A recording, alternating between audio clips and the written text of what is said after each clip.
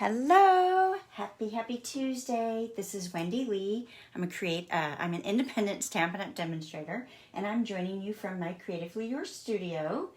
And today we are going to make this gorgeous card featuring the foreverfern bundle. So this is an awesome stamp set. It's got distinctive images. Hey, Ginger. So you get lots of really great depth in your stamped images and a beautiful font. And then there's a set of coordinating dies, which create all kinds of wonderful images. So that die cuts out the stamped images as well as some additional dies to cut out other images. So, yay. Hey, Jean, so glad you're joining today. So this is what we're going to create, is this card here. And I think it turned out really pretty. So there's the front, and then we brought the design to the inside as well. So this one's going to be a pretty easy one to do. So hopefully it won't be too bad for some of my beginner crafters. All right, are we ready to get started? Let's jump in. Hey, Sheila, so glad you guys are here. All right, so after the video, I will go in and make sure that I put all the product list and the cut dimensions so you guys have everything you need to recreate this on your own, all right? So I'm going to start off with a piece of 5.5 by 8.5 inch soft seafoam cardstock and fold that in half, and I'm going to use my bone folder to get a nice good crease, all right? I'm going to slide this out of my way. Next, I'm going to bring in another layer of soft seafoam. This is 4 inches by 5 1/4. And I'm going to use this Tasteful Textiles embossing folder. This is one of my favorites, or quickly becoming one of my favorites. I think my number one has been the Subtle folder for a while, and this one is running pretty neck and neck. So I'm just going to slide that paper right in there and run this through my die cut emboss machine and add that texture. So I hope you can see how awesome that is. So you can use either side of that paper. Both sides are just a beautiful, beautiful print on there. Just adds a really nice texture. All right, so let's put some dimensional dots on the back of that to add this layer. Perfect. I hope everyone's starting off their week well. Tuesday, at least we're past Monday, right? Gotta love it. All right, and we'll add that on the front of our card. So today is June 30th. So that means it is the very last day to take advantage of our awesome starter kit promotion. So if you love Stampin' Up! Products and you have a long list, which who doesn't out of this fabulous new catalog, you can get a 20% discount on all your purchases when you join my team. And currently, you could even choose any die and stamp bundle or punch and stamp bundle. So the bundle I'm using today, you could totally choose free in addition to your normal starter kit. If you've got questions, let me know, and I will share that information with you, answer any questions. All right, next I'm going to pull in some Whisper White cardstock, and I've actually already die cut this. It was a 4 1/4 by 3 1/4 piece, and I used the largest scallop rectangle from the Stitch So Sweetly dies. These are a good one to have in your arsenal as well, creating some really nice labels and layers. So I'm going to go ahead and add this to my card front with dimensionals as well. So let me grab those out and just put these on. So the Stitch So Sweetly is also has a coordinating stamp set that goes with that one as well, which is the So Sentimental stamp set. And I didn't pull that out. I should have. Okay, let's do some stamping next. So I'm going to set this aside, and I'll pull in a piece of 3 1/4 by 3 3/4 Whisper White cardstock and some of my images here. I'm going to start with Mary Merlot ink, and I'm going to stamp this berry image twice on my cardstock. Isn't that just gorgeous, all that depth? Love it, love it, love it. These distinctive stamp sets are just so pretty. Next, I'm going to add my leaf image with the Mossy Meadow ink.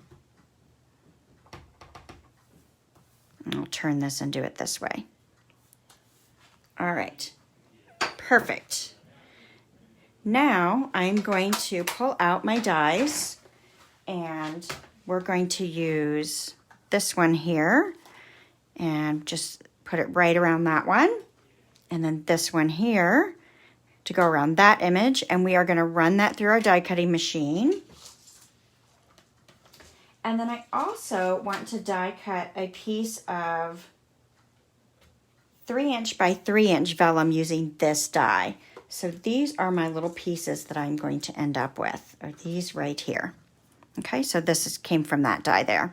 I like vellum. It adds a really nice soft touch within your layers, and I think it's just elegant, so very pretty. All right, so we're going to start off by layering this vellum down first. So I'm just going to take a little bit of, got my lid on, a little bit of Stampin' Seal, and I'm just going to lay that vellum layer right into that adhesive. And then I've got my Mossy Meadow leaf, and so I'm just kind of looking at this to make sure I stay within the shape of the card. And if I don't have enough adhesive still left from where I covered with the vellum, I can just add a smidge more. Perfect. Now, I'm going to go ahead and add the adhesive on this berry here. And I'm going to have that one coming kind of out to the side. And then this one, I'm going to go ahead and put down with some dimensionals just to give it a little more depth. I like lots of layers in my cards. You don't have to do that. You could keep it flat. Oh, sorry, I'm reading the comment. Jean, you caught me off guard. Beautiful card. Would make a great front place for a card set box. Oh, yeah. This would be beautiful for a set. Putting it right on the front of the box, that'd be great. All right, nice. So I've got this on here. So next we're ready to do our sentiment. Now I pulled in the Tasteful Labels dies. These are awesome. And these also are bundled with the Tasteful Textures stamp set. So this is yet another bundle that you could choose free in your starter kit. But today is the last day to do this. All right, so I have already cut out my Mary Merlot cardstock with this label here. And we are going to emboss our sentiment right on here. So I'm going to bring in my Versamark ink pad. I grabbed my prettier one today, so you guys didn't have to see my gross one. And stamp that down there. And then I'm going to grab my white embossing powder. And I think you guys have heard me say this before, but our powders come in a small container, and I like to dump them into a larger container so that I don't have to mess with a small package. I make a big mess. And so this makes it just a little bit easier for me. Get that excess powder off of there. Great, and then we're gonna bring in our heat tool. And you may know I have a super old heat tool that I've had for like 20-something years, and it still works, so I'm still using it. So, all right, and it's loud, but we're gonna do the magic of heat embossing where you watch the powder. There you go, do you see it? I hope you guys can see this. I never get tired of watching this. It's the best. Hey, Tammy, glad you could join us. Let's see if I can get the other side here.